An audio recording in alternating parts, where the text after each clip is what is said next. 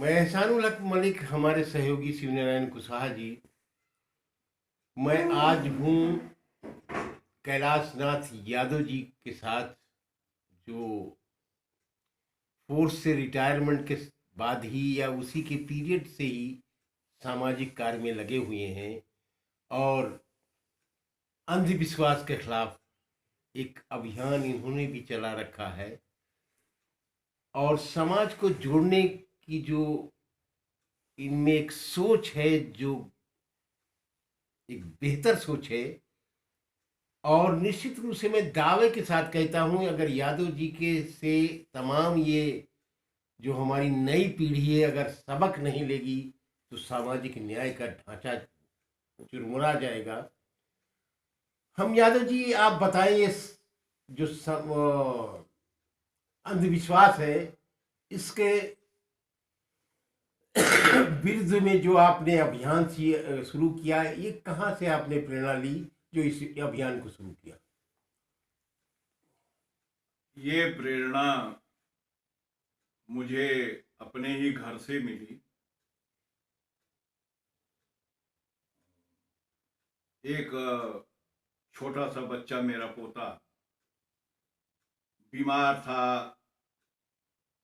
भगवान का सहारा, डॉक्टर का सहारा, लेकिन उसको कोई भगवान बचा नहीं पाया। और यहीं से मेरा दिशा परिवर्तन हुआ और मैंने अंधविश्वास के प्रति इतना क्रोध आया कि ये जो कुछ भी है वो दुनिया को अंधकार में, अंधे कुएं में डाल करके केवल अपने खाने की रोटी की व्यवस्था बनाई गई है। जो कुछ भी है, अगर इंसान पैदा हुआ है तो मरेगा जरूर। कोई भगवान नहीं बचा सकता। मरने वाले को जीवन दान नहीं मिल सकता है, क्योंकि वो पहले से सुनियोजित है। अगर ऐसा ही सत्य है तो फिर ये पूजा, ये पाठ, ये देवी, ये देवता, ये भगवान कहाँ है?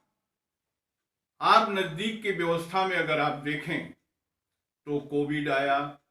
कोविड के भय में मंदिर बंद, सारे धर्म के स्थल बंद, सारे देवता बंद, सारे आदमी बंद, यहां तक कि पति पत्नी भी दूर दूर हो गए। पोते से बाबा दूर हुआ, बेटे से बाप दूर हुआ, पति से पत्नी दूर हुई। ये है व्यवस्था। तो इस अंधविश्वास को लेकर के अगर एक छोटे से वायरस से इतना बड़ा भय है, तो जीवन की शैली को चलाने के लिए पौरुष की आवश्यकता है, मन के भाव की आवश्यकता है और अपने किए कर्म के ऊपर भरोसा करने की जरूरत है। कोई भी भगवान, कोई भी देवी, कोई भी देवता आपका सहयोग कहां तक करेगा, क्योंकि वो दिखाई नहीं देता है। बताते हैं कि वो मंदिर में है, मस्जिद में है, गुरुद्वारे में है, कहां है? कहते हैं, किसी ने कहा भी है कि मंदिर ढूंढा, मस्जिद ढूंढा, जाग ढूंढा गुरुद्वारा, सूली ऊपर ईशा देखा वहां लटकते फांसी, बताओ मेरे साथी रहता कहां विनाशी। तो अगर इस बात को अगर आप लेकर के चलते हैं तो वो तो हृदय विलासी, हर व्यक्ति के, हर जीव के, हर प्राणी के अंदर वो अदृश्य शक्ति जिसको लोग गुफाओं में ढूंढते हैं, वो गुफा में नहीं है। जिसको लोग तपस्या में ढूंढते हैं, वो तपस्या में नहीं है, वो हर शरीर में है, शरीरी है। आत्मा को अगर ढूंढेंगे तो परमात्मा जरूर मिल जाएगा। और परमात्मा के स्वरूप में ही मनुष्य खड़ा हुआ है, दिखाई दे रहा है, बोल रहा है, खा रहा है, स्वाद बता रहा है, लेकिन हम आप समझ नहीं पाते हैं। जाते कहां हैं? मंदिर को जाते हैं, वेद को ढूंढते हैं, शास्त्र को ढूंढते, ढूंढो कहां? अगर आप एक व्यक्ति से मिलेंगे, उससे पूछेंगे कि भाई मिर्चा ये सब्जी कैसी है, तो तीखी है, खट्टी है, मीठी है, बताएगा ना। खीर कैसी है, तो मीठी है कि फीकी है, वो बताएगा ना। लेकिन खीर कहाँ खाएंगे, सब तो शुगर के मरीज हैं। पहले कोई ऐसा नहीं था। जितनी दवाएं चली, जितनी भी ढोंग चला, जितना भी रचना रची गई, सब रोग से ग्रसित हुए।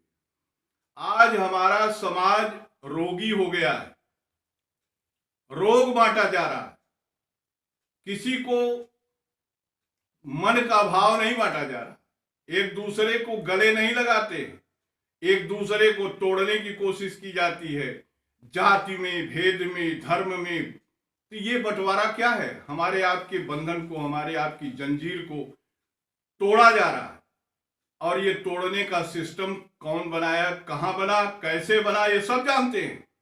लेकिन सारे लोग भयभीत हैं कि अगर हम कह देंगे तो फला आदमी नाराज हो जाएगा। तो किसी के दौलत से डर है, किसी के पद से डर है, किसी के ताकत से डर है। तो समाज को भयभीत करके अगर किसी चीज को थोपा गया है, ये बहुत बड़ी दुर्घटना का कारण है। आज नहीं, कल ये समाज जगेगा। हमारा जो नवयुवक वर्ग है वो समझने की कोशिश करेगा, जानेगा, तो वो जरूर इस बात को अंगीकार करेगा।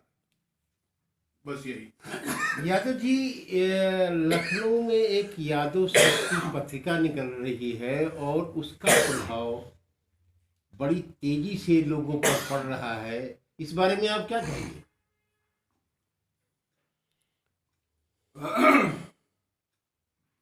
यादव शक्ति पत्रिका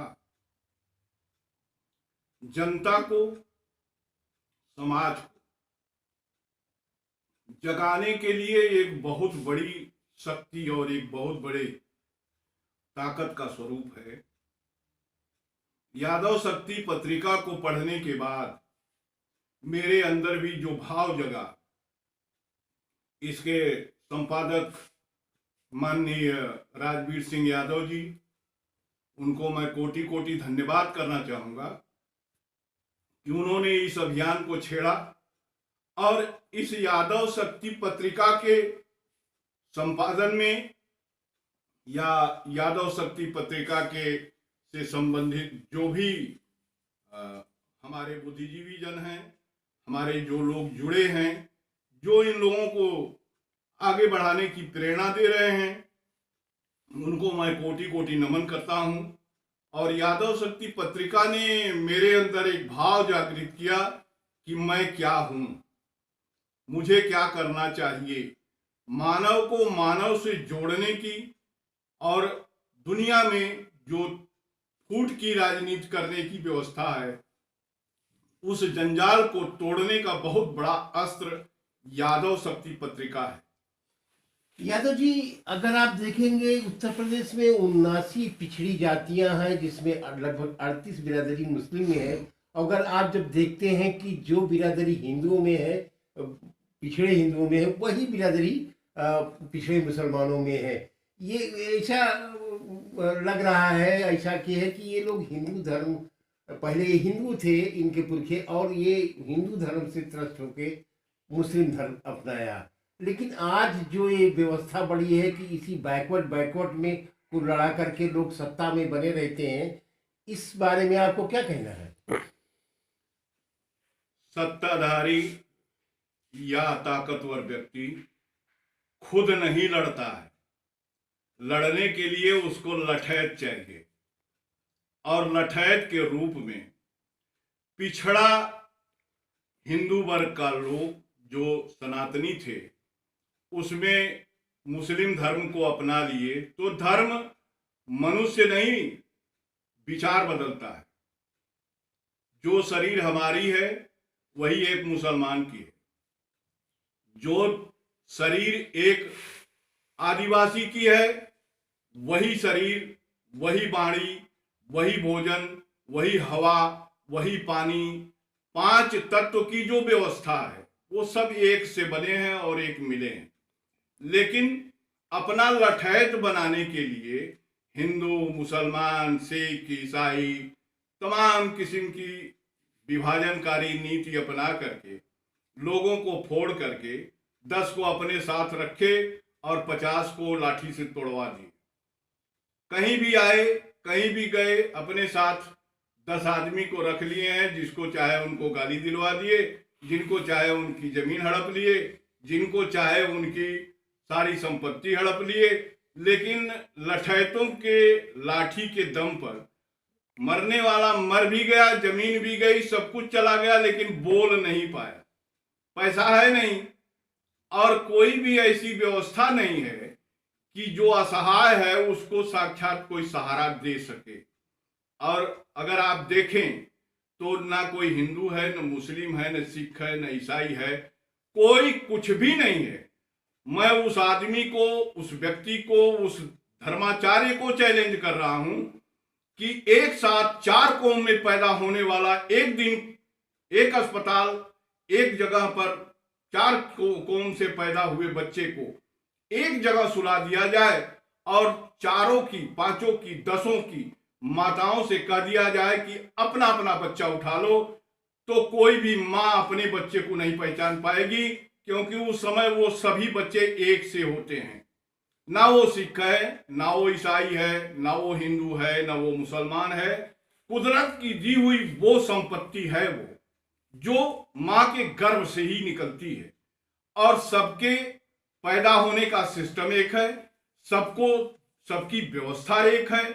डॉक्टर साहब की महान कृपा है कि किसी का पेट फाड़ के निकाल लेते हैं, किसी को नॉर्मल पैदा करा देते हैं, किसी को कुछ भी कर देते हैं, लेकिन बच्चा जो पैदा होता है वो समान होता है, एक जैसा होता है। उसका स्वरूप 2 महीना, 4 महीना, 10 महीने बाद साफ होता है कि माँ को पड़ा है, कि बाप को पड़ा है, कि बुआ को पड़ा है। लेकिन फिर भी ये तय नहीं हो पाता कि ये हिंदू है कि मुसलमान है कि सिख है कि ईसाई है।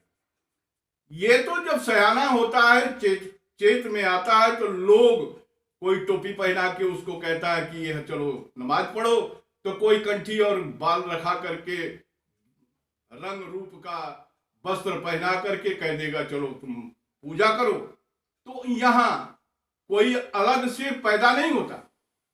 अगर आप उठा के देखें तो पैदा होने वाला हर जीव, हर शिशु एक साथ, एक समान, एक जैसे।